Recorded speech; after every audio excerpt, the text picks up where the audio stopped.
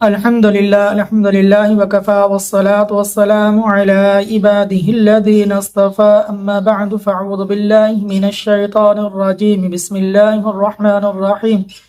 قال النبی صلی اللہ علیہ وسلم عن عائشة رضی اللہ تعالی عنہ قال رسول اللہ صلی اللہ علیہ وسلم اذا اشتكى العبد المؤمن اخلصه الله من الذنوب كما يخلص الكير وخبث الحديد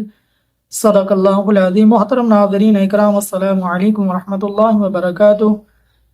اگر کسی شخص کو ایک دن کا بخار آیا، ایک دن طبیعت خراب ہوئی، 2 دن 3 دن، کچھ دیر کے لیے بھی بخار آیا، اب کہا جاتا ہے کہ یہ بخار اس کے گناہوں کو صاف کر دیتا ہے، کہ ایسا بیمار آدمی گناہوں سے ایسے پاک کر دیا جاتا ہے جیسے بٹی لوہے کی میل کو صاف کر دیتی ہے۔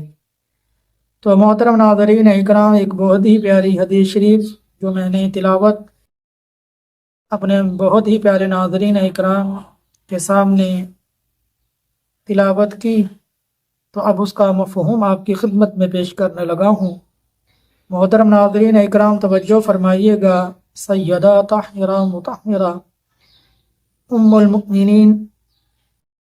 عائشہ صدیقہ رضی اللہ تعالی عنہ سے روایت ہے کہ امام الانبیاء تاجدار مدینہ فخر دو عالم صلی اللہ علیہ وسلم نے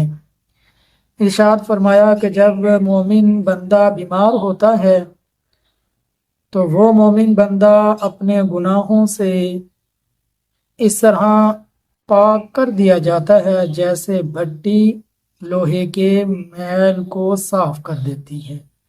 یعنی کہ وہ انسان جو بیمار ہے وہ گناہوں سے اس طرح پاک اللہ تبارک و تعالیٰ اس کو کر دیتے ہیں